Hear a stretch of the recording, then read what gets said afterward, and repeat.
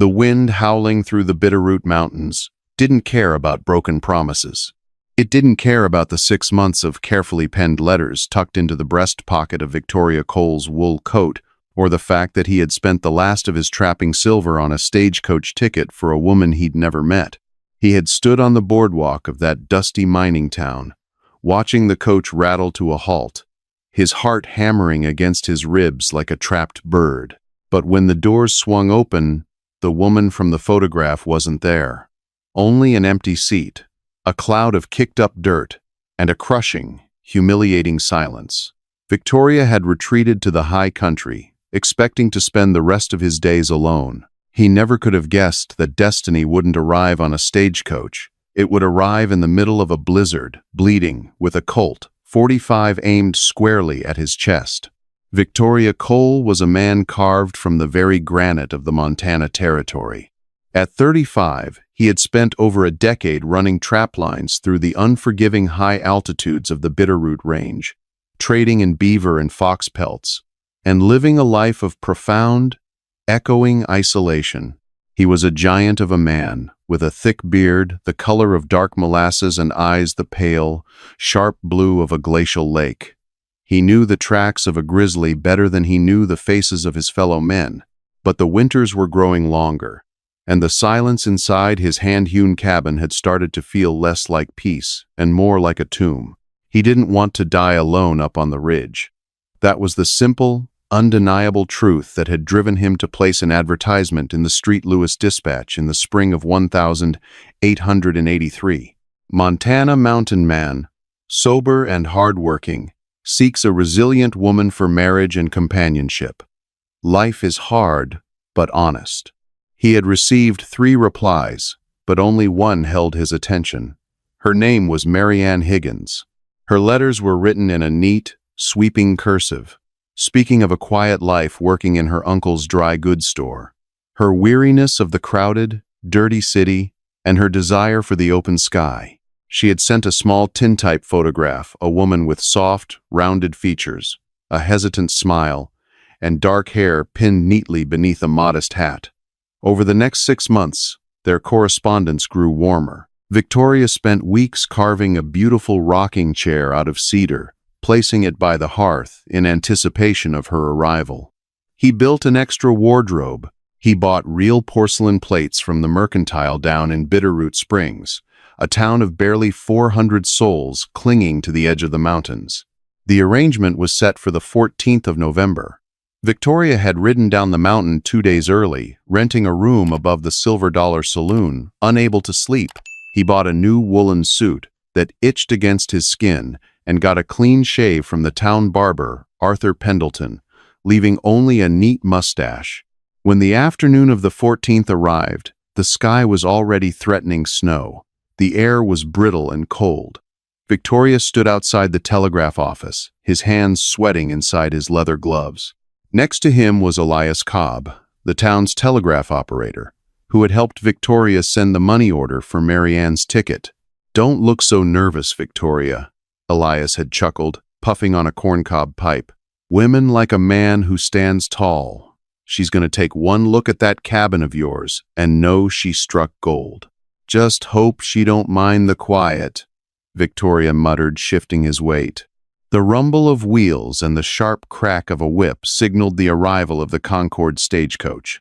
It came barreling down the main thoroughfare, pulled by 6 lathered horses, the driver, Josiah Reed, shouting hoarsely as he pulled back on the reins.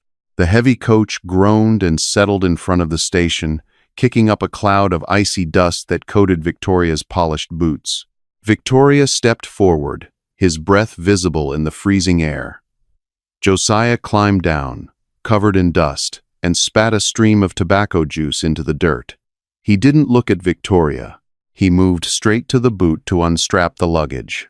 The coach door swung open. A traveling salesman in a bowler hat stepped out, complaining loudly about the jolts. Then, an elderly couple emerged, the man helping his frail wife down the steps.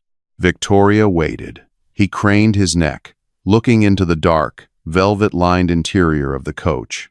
"Nothing." "Josiah," Victoria said, his voice dropping to a low, gravelly rumble. "Where is she?" The driver paused, a heavy leather trunk suspended in his hands. He finally looked up, his weathered face tight with pity. "I'm sorry, Victoria. We waited an extra hour at the depot in Cheyenne. She never showed." Station master said, "A woman matching her description cashed in a ticket refund 3 days ago and boarded an eastbound train to Philadelphia." The words hit Victoria like a physical blow, knocking the wind from his lungs. Philadelphia, not Montana. She had taken his money, the silver he had spent months freezing in the rivers to earn, and gone the opposite direction. Elias Cobb placed a heavy hand on Victoria's shoulder, offering a silent condolence. A few townsfolk who had gathered to see the mountain man meet his bride turned away, suddenly finding the dirt road fascinating. The humiliation burned hot in Victoria's chest, rising to his throat. He didn't say a word. He didn't show the anger or the sudden, vast emptiness that opened up inside him.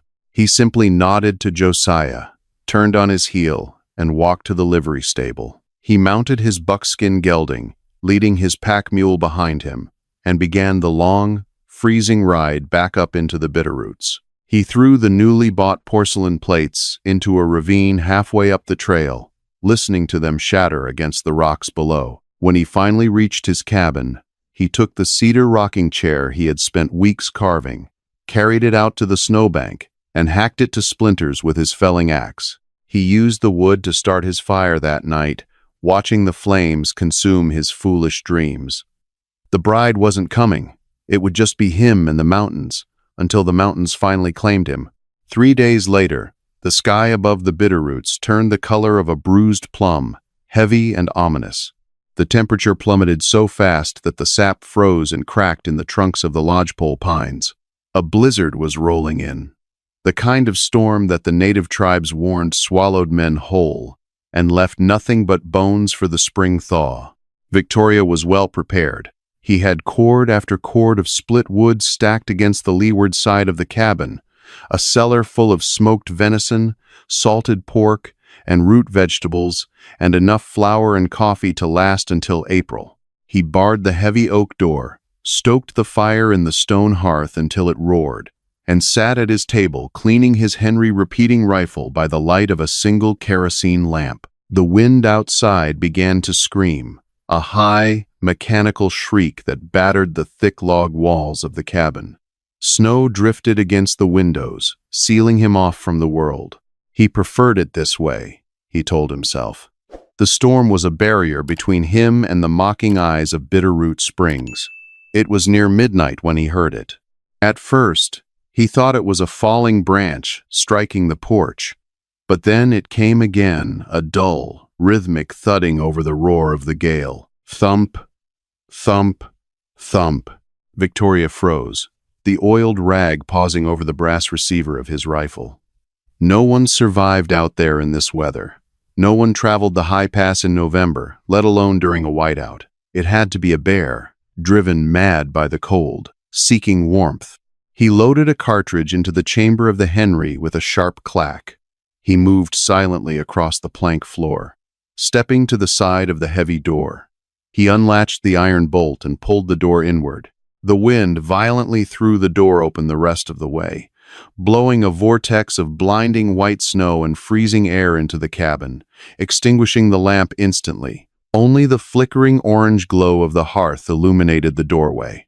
Standing there, swaying violently in the gale, was a figure enveloped in a snow-caked canvas duster.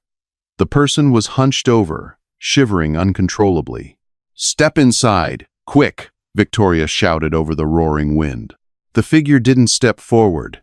Instead, a gloved hand rose, trembling violently, and leveled a heavy Colt peacemaker directly at Victoria's chest. Don't move," a voice rasped. It was ragged, broken, and undeniably female. Victoria slowly lowered the barrel of his rifle, raising his empty left hand. "You're freezing to death. Lower the gun and get inside before we both die with the door open." The woman took one step over the threshold. As the warmth of the cabin hit her, Whatever sheer force of will had been keeping her upright instantly evaporated. Her eyes rolled back beneath the brim of This her story was pulled-down posted on the Stetson. channel The Rusty revolver Saddle. slipped from Please her do numb not fingers, repost it in any clattering form. onto the floorboards, and she collapsed forward. Victoria dropped his rifle and caught her before she hit the ground. She was shockingly light beneath the heavy, frozen layers of canvas and wool. He dragged her fully inside and kicked the door shut, throwing his weight against it to engage the iron bolt against the howling wind. He carried her to the bearskin rug in front of the hearth. As he laid her down, the firelight washed over her. Her hat had fallen off, revealing a tangled mass of dark auburn hair plastered to her cheeks with sweat and melted snow. Her skin was the color of chalk, her lips tinged blue. But what caught Victoria's immediate attention was the dark, wet stain spreading across the left shoulder of her duster, freezing into a grim crust. She hadn't just been caught in the storm. She had been shot. Victoria went into motion.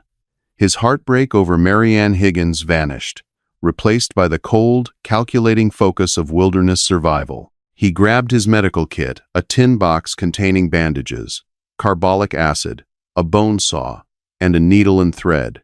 He boiled water over the fire and brought a basin to her side.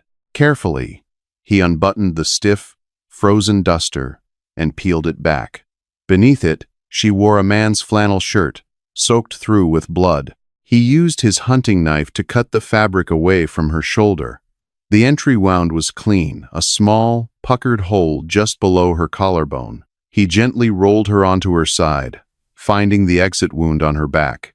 The bullet had passed clean through, missing the bone and the lung, but she had lost a dangerous amount of blood. He cleaned the wound with carbolic acid. The sharp, stinging smell filled the cabin, masking the scent of wood smoke and copper. The woman groaned, her body instinctively thrashing against the pain, but her eyes remained closed. "Hold still, girl," Victoria murmured, his large, calloused hands surprisingly gentle as he worked. "You're safe now. Just hold still." He packed the wounds with clean gauze and bound her shoulder tightly with strips of white linen. Once she was bandaged, he realized her wet clothes were draining her remaining body heat.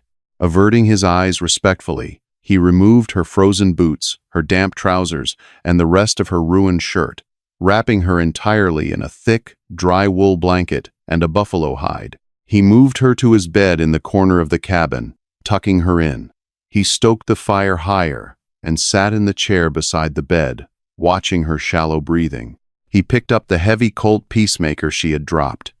It was well-oiled, the grip worn smooth from heavy use. This was no city girl on a lost stagecoach. This was a woman who knew how to ride, how to shoot, and how to survive. Who was she?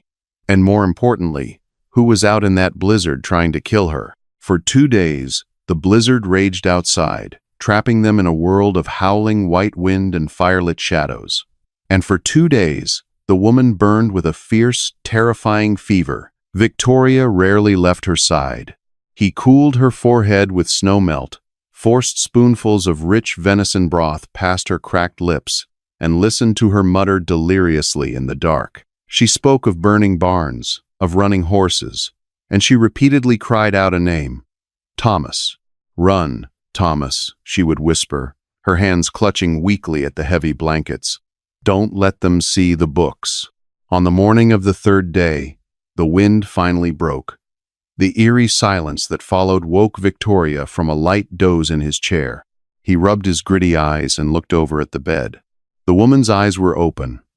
They were a striking, vivid hazel, and they were staring at him with the intensity of a cornered bobcat. Victoria didn't move. He kept his hands visible, resting on his knees. "Morning," he said quietly. She flinched, instinctively reaching for her left hip where her holster should have been. Finding nothing but blankets, panic flashed across her face, followed immediately by a hardened, dangerous glare. "Where is my gun?" she demanded. Her voice was raspy, stripped of strength, but laced with pure steel. "Unloaded and sitting on the mantel," Victoria replied calmly. "You won't be needing it in here. My name is Victoria Cole. You're in my cabin, about 8,000 feet up the Bitterroots. She tried to push herself up, but a sharp hiss of pain escaped her teeth as her injured shoulder protested. She fell back against the pillows, breathing heavily. "My horse. I found your mare huddled in the lean-to shed next to the cabin when I went out for firewood yesterday," Victoria said. "A tough little Appaloosa. I brought her inside the barn, rubbed her down, and gave her oats. She's fine." The woman studied him, her eyes darting around the immaculate, sturdy cabin, noting the dried herbs hanging from the rafters, the well-kept rifles on the wall, and finally, the massive size of the man sitting beside her. "You took the bullet out?" "Went clean through," Victoria said. "You lost a lot of blood. Another hour out there, and the frost would have finished what the bullet started." He stood up slowly, picking up a tin cup of water from the bedside table. "You have a name?" She hesitated, her jaw tightening. Trust did not come easily to her. "Cora," she finally said. "Cora Hayes." "Well, Cora Hayes," Victoria said, offering her the cup. "You're a long way from any main road, and the snow has buried the pass. You're going to be here a while. You might as well tell me who shot you, because if they followed your tracks before the snow covered them, I need to know what I'm dealing with." Cora took the cup with her good hand, her fingers brushing against his thick, calloused knuckles. She drank greedily, then wiped her mouth.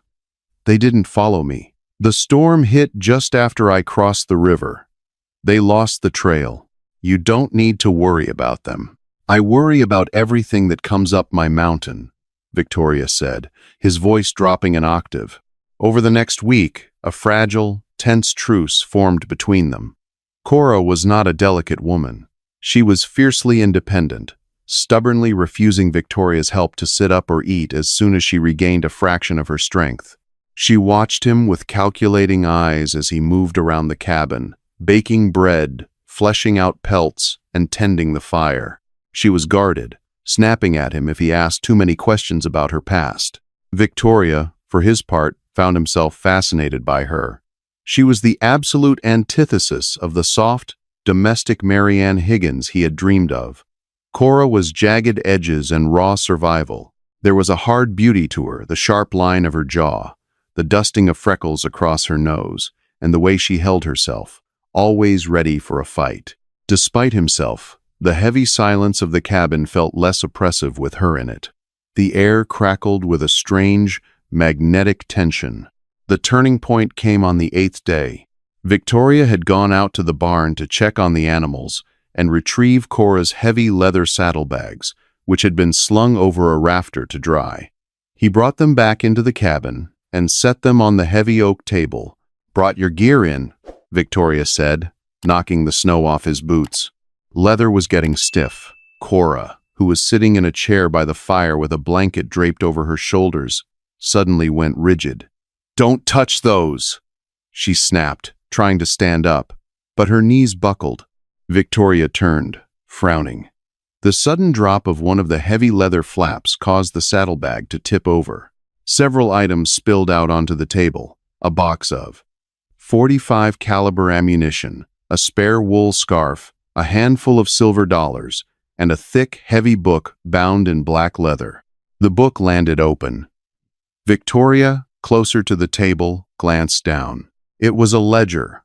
The pages were filled with neat, meticulous handwriting dates, sums of money, names of ranches, and coordinates of land parcels.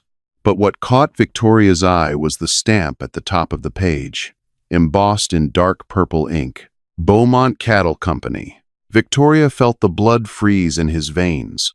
The air in the cabin seemed to vanish. He stared at the name, an old, violent phantom rising from the depths of his memory. He looked up at Cora. She was leaning heavily against the armrest of her chair, her face paler than when she had first arrived, her eyes wide with fear. "You stole Richard Beaumont's ledgers," Victoria stated, his voice devoid of any warmth. It wasn't a question. Cora swallowed hard, her hand subtly inching toward the fireplace poker.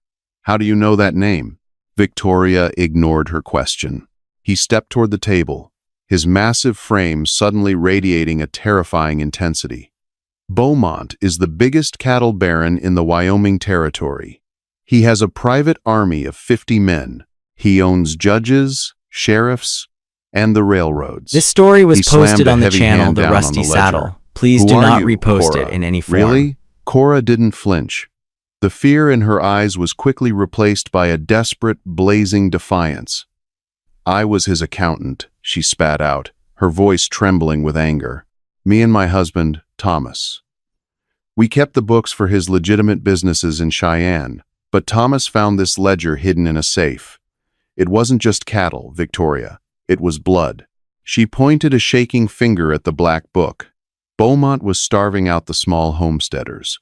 When they wouldn't sell, he sent his regulators, the Rutherford gang. They burned barns, poisoned wells, and if that didn't work, they murdered them and forged the deeds. Thomas found the payments to the Rutherfords. He was going to take it to the federal marshal. Her voice broke, a raw sob tearing through her throat. She closed her eyes, the tough exterior finally cracking. "Beaumont found out. His men cornered us in our home. They shot Thomas dead in the parlor. I barely made it out the back window with the book. I've been running for 3 weeks. They caught up to me down in the valley. A man named Jeremiah Stone, one of Beaumont's bounty hunters. He's the one who put the bullet in my back." Victoria stared at her, the pieces falling into place. The hunted look in her eyes. The way she slept with one hand gripping the edge of the blanket as if it were a weapon. She was a woman carrying a death warrant in her saddlebags. Cora looked at him, her chin trembling but held high. "So go ahead, turn me in. Stone is probably offering a massive reward for my head, and I know a mountain man like you could use the gold." Victoria looked down at the ledger, tracing the embossed letters of Beaumont's name with a rough finger. His jaw clenched so tight the muscles ticked. 10 years ago, he had lived in the Wyoming Territory. 10 years ago, his older brother had owned a prime piece of land on the Sweetwater River. 10 years ago, a cattle baron's hired guns had burned his brother's ranch to the ground and shot him in the back because he refused to sell. Victoria had killed 3 of those men before fleeing to the anonymity of the Montana mountains. A wanted man with a heart full of ash, hiding from the ghost of Richard Beaumont. He slowly closed the ledger, the heavy thud echoing in the quiet cabin. He picked it up and walked over to Cora, holding it out to her. "I don't want Beaumont's gold," Victoria said, his voice a low, dangerous rumble. He looked into her startled hazel eyes, the isolation of a decade finally breaking away, replaced by a sudden, violent purpose. "I want his head. And it looks like you and I, Cora Hayes, are going to bring him down together." The bitter Montana winter did not surrender easily, but as late March bled into April, the relentless grip of the ice began to loosen. The icicles clinging to the eaves of Victoria's cabin dripped steadily, a rhythmic ticking that signaled the coming of spring.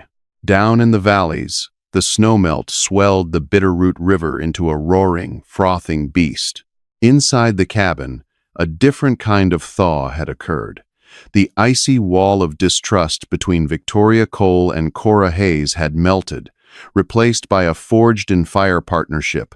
As Cora's shoulder healed, leaving a puckered, angry scar she traced in the firelight, she began to pull her weight. She insisted on chopping the smaller kindling, cooking, and meticulously cleaning the firearms. Victoria found himself watching her when he thought she wasn't looking. He noted the fierce determination in her jaw, the way the firelight caught the auburn strands of her hair, and the surprising grace with which she moved despite her lingering pain. She was a woman who had seen the darkest parts of the world and refused to let them break her.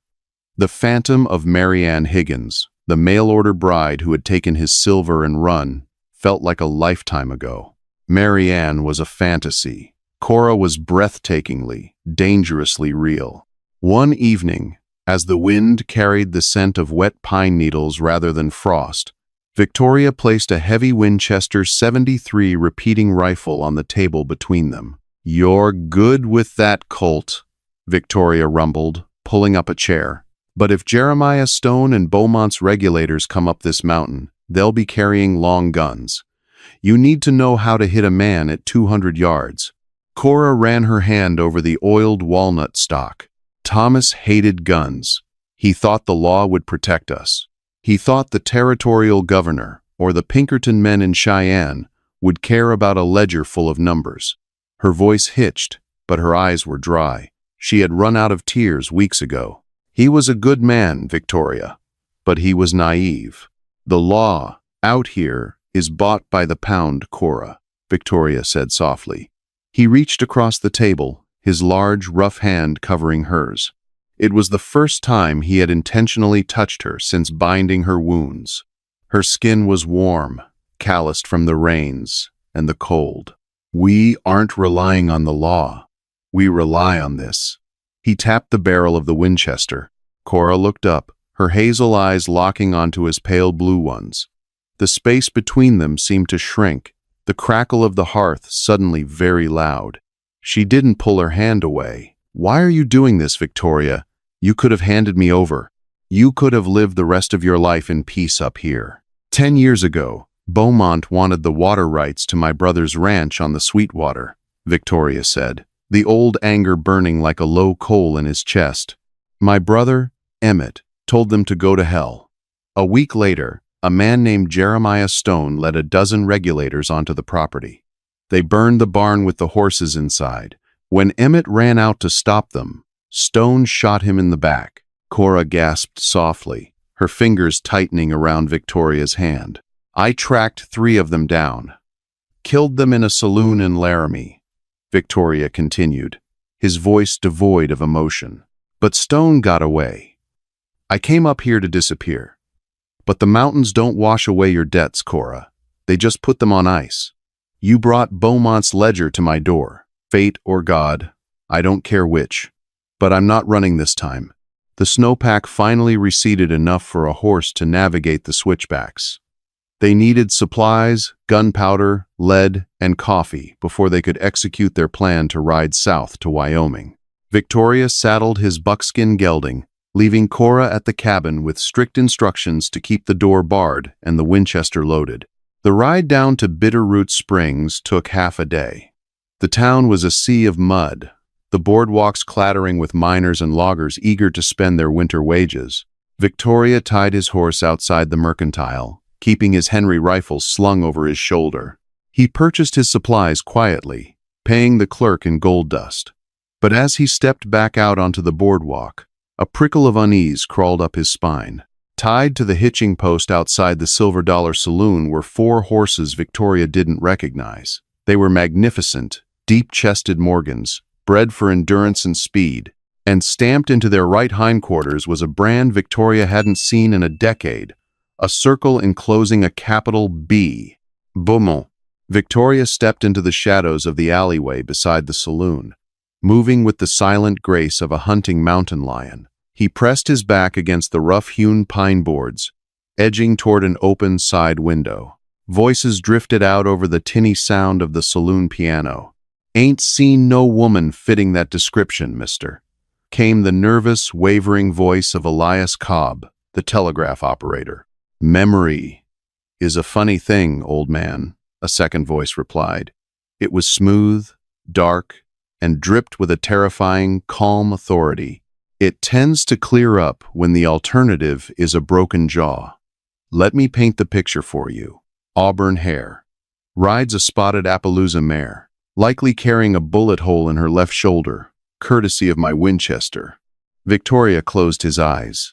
The voice hit him like a physical blow. It was Jeremiah Stone.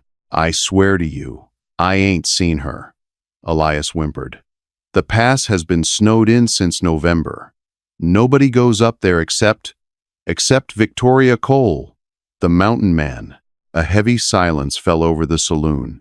Victoria Cole, Stone repeated, the name rolling off his tongue like a poisoned candy. Big man? Carries a Henry repeater? Missing a brother? I don't know about no brother, Elias stammered. But he's big. Lives up on Widow's Peak. Bought a bunch of supplies right before the big blizzard. Well, boys, Stone said, the sound of a chair scraping against the floorboards echoing through the window. Looks like we're going mountain climbing. Saddle up. We ride out within the hour. If Cole is harboring the girl, kill them both. Burn the cabin to the ground. Leave nothing but ash." Victoria didn't wait. He sprinted to his buckskin. This story threw the was burlap posted on sack the of channel The supplies over Rusty the saddle Saddle. horn, Please do and not spurred the repost horse it in into any a form. frantic, mud-slinging gallop right down the center of Bitterroot Springs. He didn't care who saw him. He had less than an hour's head start, and the trail up to Widow's Peak was treacherous and steep. He rode the gelding hard, the horse's flanks heaving and lathered in white sweat by the time they reached the tree line. Victoria knew the terrain intimately. He knew every switchback, every deadfall, and every blind corner. Stone and his men were plains riders. They wouldn't know how to navigate the high timberline at speed, but they were seasoned killers, and there were 4 of them. Victoria reached the clearing just as the sun began to dip behind the jagged granite peaks, casting long, bloody shadows across the melting snow. He threw himself off the horse and burst through the cabin door. Cora was at the table, the Winchester in her hands, her eyes wide. She saw the look on his face and instantly stood up. "They're here.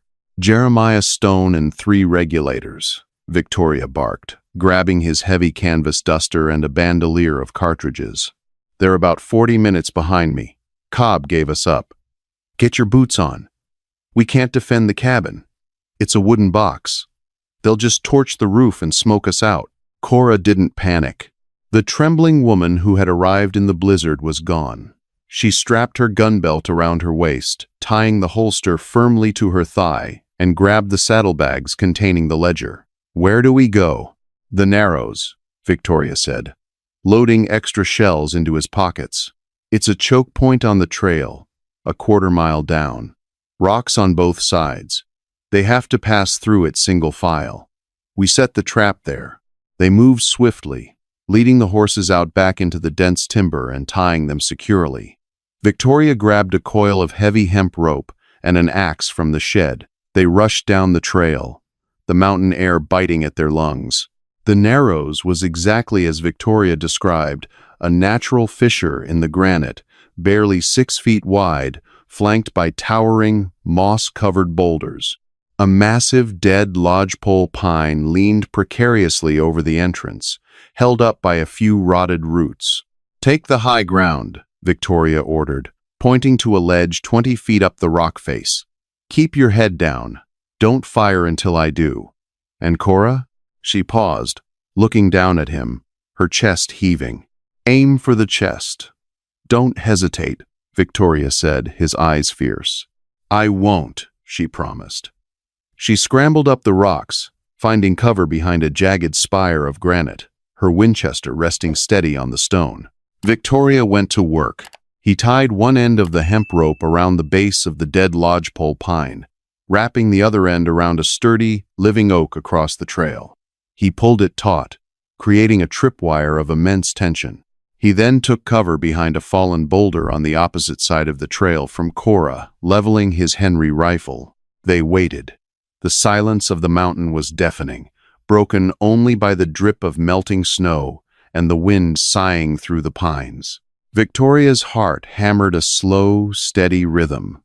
He looked up at Cora. She gave him a short, sharp nod. 10 minutes later, the sound reached them. The clatter of hooves on loose rock, the jingle of spurs and bit chains. They came into view through the trees. 4 riders, moving cautiously, their rifles drawn. Leading the pack was a man on a massive black stallion. He wore a charcoal duster, and beneath the brim of his hat, Victoria could see the horrific, melted burn scar that stretched from his left ear down to his jawline. "Jeremiah Stone. Keep your eyes peeled." Stone's voice drifted up, tight and cautious. "This is ambush country. Cole knows we're coming." Stone halted his horse just at the edge of the Narrows, his dark eyes scanning the rocks. He was too smart to just ride in. He looked at the leaning pine, then at the ground, noticing the subtle disturbance in the pine needles where Victoria had run the rope. "It's a trap," Stone roared, yanking his horse's reins hard to the right. Victoria didn't wait. He swung his axe, severing the taut hemp rope tied to the oak. With a groan that sounded like tearing thunder, the massive, dead lodgepole pine gave way. It crashed down into the gorge. It missed Stone, but the branches slammed into the second rider, a heavy-set man, sweeping him clean out of his saddle and crushing him against the canyon wall with a sickening crunch. The horses panicked, rearing and screaming. "Take them!" Victoria shouted. He rose from behind the boulder, his Henry rifle barking fire. The third rider, trying to draw a bead on Victoria, took a .44 caliber slug to the shoulder and tumbled backward off his horse, landing hard in the mud. Gunfire erupted. Stone was a professional. He didn't panic. He spurred his stallion behind a massive outcropping of rock, dismounting in one fluid motion and laying down suppressing fire with his own repeating rifle. The bullets chipped the granite inches from Victoria's face, showering him with sharp shards of stone. "Miller, flank him left!" Stone bellowed to his remaining uninjured man. Miller, a wiry man with a dirty blonde mustache, scrambled up the shale on the left side of the gorge, trying to get an angle on Victoria's position. Victoria was pinned down by Stone's relentless fire, unable to turn his rifle. Crack. The sharp, distinct report of the Winchester 73 echoed from above. Miller stopped dead in his tracks, his eyes going wide. A bloom of red appeared on his chest. He stood perfectly still for a second, then pitched forward, tumbling down the shale slope and landing in a lifeless heap on the trail. Victoria looked up. Cora was chambering another round, smoke curling from the barrel of her rifle, her face a mask of cold concentration. She had saved his life. "Bitch!" Stone screamed from behind his rock. He aimed his rifle upward, firing blindly at Cora's position. "Stone!" Victoria roared, stepping out from behind his cover, ignoring the danger. "It's me you want. Come and finish what you started on the Sweetwater." Silence fell over the gorge.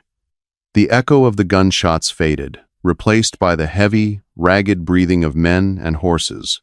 "Victoria Cole!" Stone's voice echoed from behind the rock, laced with dark amusement. "I thought I smelled something familiar. Should have made sure you were in that barn with your brother." "You're outgunned, Jeremiah," Victoria called out, his rifle trained on the edge of the rock. "You lost 3 men. Drop the rifle and step out." A dark chuckle drifted through the narrows. "You think I rode up here alone, Mountain Man? I sent a telegram to Cheyenne before I left town. Beaumont is sending a train full of regulators to Bitterroot Springs. 50 men. Victoria, you can't kill us all. And that little accountant you're protecting? Beaumont wants her alive, just long enough to peel the skin off her bones." Suddenly, the pounding of hooves echoed down the trail. Stone hadn't surrendered. He had used the distraction to mount his black stallion. He broke from cover, riding low over the horse's neck, galloping back down the mountain trail toward town. Victoria fired twice, but the trees and the fading light obscured his aim. Stone disappeared into the timber. Victoria lowered his rifle, the silence rushing back in to fill the void. He looked down at the bodies of Beaumont's men in the mud. They had won the battle, but Stone's words hung in the air like a death sentence.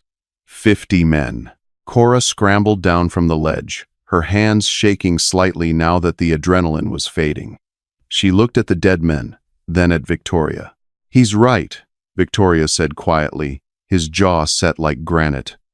"We can't stay here. If 50 men come up this mountain, they'll burn the whole forest to flush us out." "Then what do we do?" Cora asked, clutching her rifle. Victoria looked south, toward the jagged peaks that marked the border of the Wyoming Territory. The fire of vengeance, dormant for 10 years, was now a roaring inferno in his chest. "We don't wait for them to hunt us," Victoria said, his pale blue eyes flashing with dangerous resolve. "We have the ledger. We have the proof. We take the fight to Cheyenne. We cut the head off the snake. We're going to kill Richard Beaumont." The journey south from the Bitterroot Mountains to the sprawling plains of the Wyoming Territory took 3 grueling weeks. They traveled off the main trails, a necessary precaution against the 50-man bounty Richard Beaumont had surely placed on their heads. The Montana spring was a treacherous mistress. One day brought warm, blinding sunshine that turned the snowpack into deadly, unseen bogs. This story was posted on the freezing channel rain The that Rusty coated the Saddle. pines in Please slick, do not heavy repost it ice. in any form. Through it all, Victoria Cole and Cora Hayes relied entirely on one another. The harsh elements stripped away the final remnants of their guarded walls. Victoria, a man who had spoken more to his mule than to another human being over the last decade, found himself looking forward to the quiet evenings by the fire. He listened as Cora spoke of her childhood in Ohio, her sharp mind for numbers, and the suffocating grief of losing her husband, Thomas. In return, Victoria told her about his brother, Emmett. He spoke of the ranch on the Sweetwater, the smell of fresh-cut alfalfa, and the hollow, echoing silence that had followed Emmett's murder. One evening, camped beneath the jagged silhouette of the Wind River Range, the air grew unseasonably warm. Cora was sitting on a fallen log, meticulously cleaning the cylinder of her Colt Peacemaker. Victoria watched her from across the fire, a cup of bitter coffee forgotten in his hand. The firelight danced across the fierce, beautiful lines of her face. She looked up, catching his gaze. For a long moment, neither of them looked away. "You're staring, Victoria," Cora said softly, a small, genuine smile breaking through her usually stoic expression. Victoria set his tin cup down on a rock. He walked around the fire and sat beside her. He was acutely aware of his own massive size next to her, yet he felt a strange, profound vulnerability. "I spent 10 years trying to forget what a voice sounded like," he admitted, his deep rumble barely rising above the crackle of the flames. "I thought the isolation was keeping me alive. But I was just a ghost, Cora. Until you kicked my door open." Cora lowered the revolver. She reached out, her fingers tracing the rough line of his jaw, stopping to rest gently against his cheek. "You saved my life, Victoria, twice. You didn't have to ride into this war with me. There's nowhere else I'd rather be," he whispered. He leaned in, the scent of wood smoke, leather, and her unique, warm essence filling his senses. When their lips met, it wasn't a hesitant, gentle thing. It was desperate, fierce, and forged in the crucible of their shared survival. Cora pulled him closer, her good hand gripping the collar of his shirt, anchoring herself to the mountain man who had become her immovable shield. In the shadow of the Wind River Mountains, beneath a canopy of 1,000,000,000 cold stars, two broken people found the exact peace they needed to finally become whole. But the brutal reality of their mission awaited them at the end of the trail. When they finally rode into the outskirts of Cheyenne in early May, the city was a booming, chaotic hub of cattle money and railroad steel. Victoria and Cora secured a cheap room in a boarding house on the edge of town, leaving their horses at a livery stable under assumed names. Cora spread the black ledger out on the small, wobbly table in their room. "We can't just take this to the local sheriff," she explained, tracing a line of ink with her fingernail. "Look here. This entry from last August. A.H. $5,000, retainer. That's Amos Hackett, the chief magistrate of the territorial court. Beaumont owns the man who signs the arrest warrants." Victoria scowled, his hand resting on the butt of his sidearm. "So, the local law is a dead end? We just kick down Beaumont's door and put a bullet in him ourselves?" "No," Cora said firmly. "If we do that, we're just outlaws. Beaumont becomes a martyr to the Cattle Association, and his empire continues. We need to tear it down legally." Thomas had a contact, a man who couldn't be bought, James McParlin. Victoria raised an eyebrow. "The Pinkerton detective? The one who broke the Molly Maguires in Pennsylvania?" "Exactly," Cora nodded. "He runs the Pinkerton Western Division out of Denver, but Thomas said he was operating a quiet field office right here in Cheyenne, investigating interstate cattle rustling. If we get this ledger to McParlin, he has the federal authority to bypass Judge Hackett and bring in U.S. Marshals." The twist, however, came the next morning. Victoria, wearing a wide-brimmed hat pulled low, scouted the address Cora had given him for the Pinkerton office. It was an unassuming tailor's shop on 16th Street, but as he watched from across the dusty thoroughfare, he saw two men in familiar dusters leaning against the brick wall. They were Beaumont's regulators. Jeremiah Stone had warned them. Beaumont knew they were coming, and he had locked down the city. The ledger was useless if they couldn't reach the man who could read it. Victoria returned to the boarding house, his face grim. "They're watching McParlin's front door. We try to walk in there. We'll be gunned down in the street, and the ledger will end up in Beaumont's fireplace." Cora paced the small room, her mind working furiously. "There is one other way to break him," she said, her voice dropping to a low, dangerous whisper. "The ledger we have proves the bribes and the murders, but it doesn't prove where the stolen land deeds are kept. If McParlin raids the estate and finds nothing, Beaumont's lawyers will tie it up in court for decades." "Where are the deeds?" Victoria asked. "In a Mosler safe, hidden behind a false wall in Beaumont's private study at his estate, the Ironwood," Cora replied. "I know the combination. I saw him open it once. Tonight, Beaumont is hosting the Cattlemen's Spring Gala. Half the state's politicians will be there. The regulators will be focused on the perimeter and the guests." Victoria looked at the woman he loved, her eyes blazing with defiance. "We're going to rob the biggest, most heavily guarded mansion in the Wyoming Territory?" Cora smiled, a sharp, dangerous curve of her lips. "No, Victoria. We're going to execute a warrant. We just haven't had it signed yet." Cora knelt before the iron safe, her fingers trembling as they gripped the heavy brass dial. She forced herself to breathe slowly, recalling the combination she had overheard days before. 32 right, 14 left, 47 right.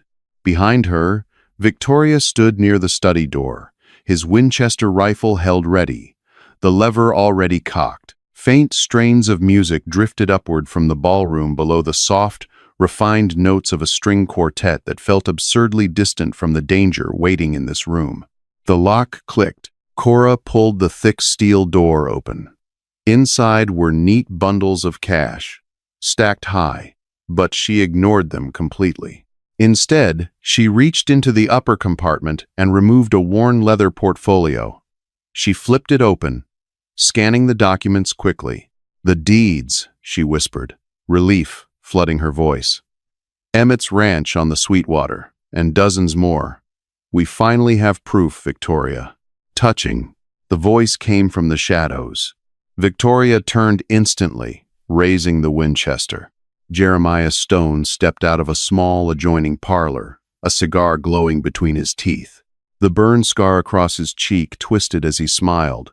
In his hands, he held a double-barreled shotgun aimed directly at Cora.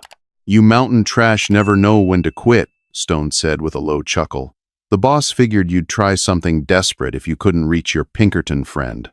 Told me to wait here just in case." "Lower the shotgun," Victoria warned, the rifle steady on Stone's chest. "Pull that trigger, and I'll cut you in half." "Maybe," Stone replied calmly, "but the girl still dies. Seems fair to me." "Drop the rifle, Victoria." The new voice came from the hallway. The door swung open, and Richard Beaumont stepped inside, silver-haired and immaculately dressed, his cold eyes surveying the room. Two armed regulators stood behind him with revolvers drawn. "Mrs. Hayes," Beaumont said smoothly, "I must say, your determination is impressive. A pity it ends tonight. Hand over the portfolio." Victoria felt the trap closing. If he fired, the regulators would shoot them both. If he surrendered, they would still be dead men. He glanced at Cora. She clutched the portfolio tightly and gave him the smallest nod. It was the same silent signal she had given him at the Narrows. Victoria moved first. With a thunderous roar, he lunged toward the doorway, slamming his full weight into Beaumont's nearest gunman. The room exploded into chaos. Stone fired. But Cora had already thrown herself sideways behind the massive desk. Buckshot tore through the leather chair where she had been seconds earlier. She grabbed her Colt and fired blindly. The shot clipped Stone's arm, making him curse and drop the shotgun. In the doorway, Victoria wrestled the second regulator, twisting the man's wrist until it snapped before throwing him aside. Beaumont, suddenly desperate, drew a small derringer and aimed at Victoria. He never got the chance to fire. Victoria crossed the room in 2 strides and seized Beaumont by the throat, lifting the powerful cattle baron off the floor and slamming him against the wall. Across the study, Stone vaulted over the desk with a knife, tackling Cora to the ground as the blade drove downward. The sound deafened the small room. Jeremiah Stone froze, his hand resting on the grip of his gun. He looked down at the smoking hole in the center of his chest. He looked back up at Victoria, a look of profound confusion crossing his scarred face, before his knees buckled and he collapsed dead onto the imported rug. Victoria stood over him. This his story was chest posted heaving, on the channel blood The Rusty soaking Saddle. through his shirt Please from do the not knife repost wound. it in any The ghost form. of his brother, which had haunted him for a decade, finally dissolved into the cordite-filled air.